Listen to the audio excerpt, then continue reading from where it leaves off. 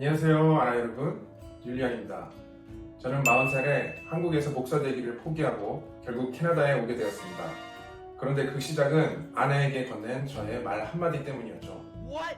어떻게 이 말 한마디로 한국에서 7,000km 떨어진 캐나다로 이민을 오게 됐을까요? 캐나다에 와서 보니 완벽한 플랜과 준비를 해도 여러 가지 어려움들에 직면하고 포기하게 되는 경우가 많더라고요. 저 같은 경우도 처음 캐나다에 입국할 때 어려움들을 많이 겪었습니다. 그 후에도 이민 과정에서 쉽지 않은 위기들을 겪어야만 했습니다.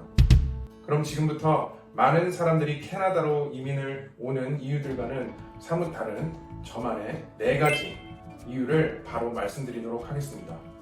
이어질 제 이야기들이 공감이 되시면 구독, 좋아요, 알림 설정 부탁드립니다.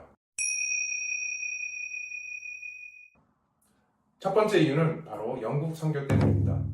아내는 대학 시절 영국 선교에 열정이 있었습니다. 목회자였던 장인어른의 영향을 받기도 했고요. 선교 동아리와 개인 선교 여행도 다녀온 진심이 있었죠. 당시 신대원에 입학했던 저는 아내에게 말했습니다. 어디서 본 건데 캐나다에서 유학교사로 일하면 영주권이 빨리 나온다고 하던데? 이렇게 툭 건넨 한마디가 우리를 여기까지 오게 했습니다. 캐나다행이 열린 시작점이 된 거죠. 같은 영연방 국가인 캐나다에서 영주권을 받으면 왠지 영국 선교를 위해 비자를 받는데 좀 더 수월하지 않을까 하는 검증되지 않은 문득 떠오른 이 생각이 이런 결과를 낳게 될 줄은 당시 상상도 하지 못했습니다. 여러분도 혹시 이런 우연한 계기로 과감하게 큰 결정을 내린 적이 있으신가요? 댓글로 여러분들의 스토리도 나눠주세요. 두 번째 이유는 영성신학 공부 때문이었습니다. 신학대학원 재학 당시 저는 영성신학의 깊은 매력을 느꼈습니다.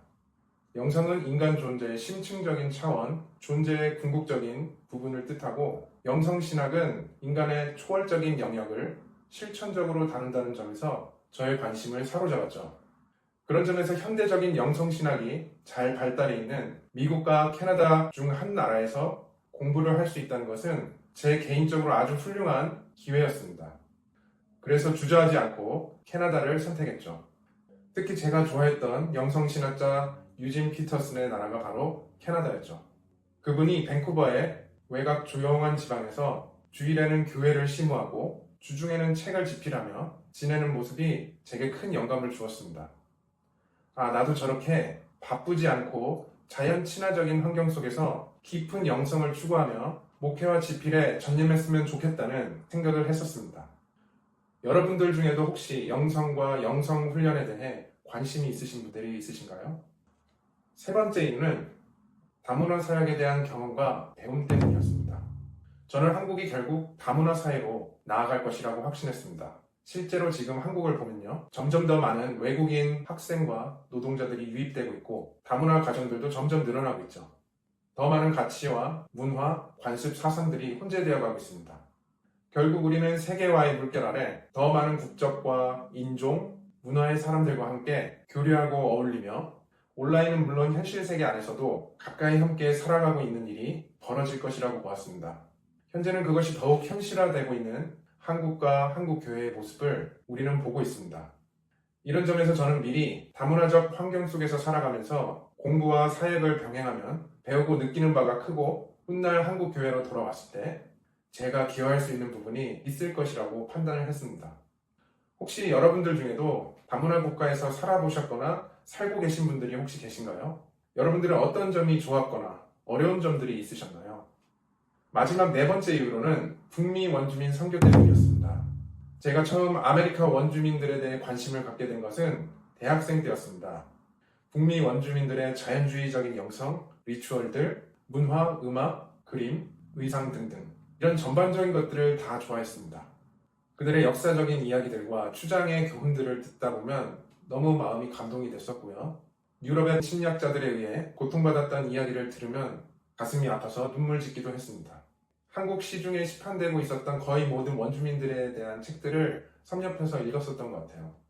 저는 대학교 당시 굉장히 내면지향적이었던 학생이었습니다. 그래서 기도하고 명상하고 심리학과 꿈을 공부하고 마음을 분석하고 자기 성찰하는 일을 굉장히 즐겨했습니다. 그래서 다른 친구들은 다들 어학연수 간다, 세계여행 간다, 해외로 나가고 돌아다닐 때 가만히 내면을 탐색하는 일이 저에게는 최고의 여행이었습니다.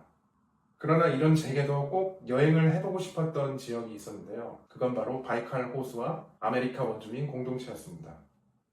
그래서 자연스럽게 저는 만약에 선교를 하게 된다면 북미 원주민 선교를 하고 싶다는 마음이 있었죠. 이런 원주민 선교에 대한 관심과 호감이 제가 캐나다 이민을 선택하는 데 있어서 큰 영향을 줬던 것 같습니다. 혹시 여러분들 중에도 북미 원주민들에 대한 관심과 흥미가 있는 분들이 계신가요? 계시다면 함께 소통하고 싶습니다. 지금까지 제가 한국과 한국 교회를 떠나 캐나다에 이민을 오게 된 4가지 이유를 말씀드렸습니다. 첫째, 영국 선교를 위해. 둘째, 영성신학 공부를 위해. 셋째, 다문화 사역을 위해. 넷째, 원주민 선교를 위해. 혹시 여기까지 저의 이유들이 흥미 있으셨거나 공감이 되셨다면 좋아요, 구독 부탁드립니다. 제게 큰 힘이 되거든요. 그래서 현재 저희는 어떤 상태냐고요? 저와 아내는 현재 캐나다 온타리오주에 있는 키치너 워터루 지역에 살고 있습니다. 이곳에 도착한 2020년도에 쌍둥이 남자 아이들이 태어나서 주변의 도움 없이 저희 부부끼리만 아이들을 여태껏 키워오고 있습니다. 그러다 보니 현재로서는 당장 제가 학교를 진학해서 공부를 할 수 있는 그런 여건은 아닌 것 같습니다. 우선 이곳에서 저희 4식구가 생존을 하는 것이 우선이잖아요. 하지만 온라인을 통해 다양한 자료와 정보들을 접할 수가 있고 AI도 잘 활용할 수 있으니 당분간은 스스로 공부를 해보려고 합니다. 다만 저는 이론적인 연구와 더불어 실천적인 사역에도 굉장히 끌리는 편인데요. 이렇게 베데스다 하우스를 개척하고 유튜브로 여러분들과 소통을 하는 것도 굉장히 좋아하고 즐겨합니다. 다문화적 사역 역량은 글쎄요. 여기서 살아가는 것 자체가 그런 감각을 키워주는 것 같습니다. 다양한 인종과 다양한 문화, 다양한 종교의 사람들을 만나니까요. 다만 영어를 좀 더 능숙하게 해야 되는데 아직 부족하고 많이 배워야 합니다. 이렇게 이곳에서 정착하기 위해 정신없이 지내다 보니까 사실 캐나다 원주민과의 제대로 된 교류나 선교는 아직 이루어지지 않고 있습니다. 그런데 최근 제 아내가 놀랍게도 원주민 데이케어 센터의 유아교사로 취업을 하게 됐어요. 그래서 자연스럽게 캐나다 원주민 공동체에 대한 여러 가지 정보들을 접할 수가 있게 됐습니다. 조만간 원주민 공동체에 초대가 돼서 함께 할 수 있는 날이 오겠죠. 앞으로 어떻게 또 하나님께서 원주민 선교로 저를 이끌어 주실지 기대가 됩니다. 혹시 여러분들 중에는 40대에 저처럼 새로운 도전을 해보신 분들이 계신가요? 그렇다면 무엇을 도전하셨고 어떤 어려움들과 즐거움들이 있으셨나요? 이제 마무리입니다. 제가 캐나다에서 살아간 지 이제 7년차가 됐습니다. 저는 여전히 이곳 캐나다 사회에 대해서 배워가고 있는 중이에요. 나이 40살에 와서 어린이같이 언어도 문화도 사회도 사람도 배워가고 있는 중입니다. 그래도 부록의 나이여서 그런지 이제는 저도 쉬 흔들리진 않고 갈 수 있는 저만의 길과 뚝심을 찾게 된 것 같습니다. 유튜브를 통해 지금까지 제가 경험하고 배운 것들에 대해서 아낌없이 나눠드리도록 하겠습니다. 그러나 여전히 저도 배움의 과정 중에 있습니다. 늘 부족함을 느끼고요. 이 영적인 여정과 모험이 저를 어디로 이끌어 갈지는 알 수 없지만 제가 하나 확신할 수 있는 것은 바로 하나님께서 저를 인도하시고 함께 하고 계신다는 것이고 하나님과 함께하는 그 길은 언제나 최선이라는 것입니다.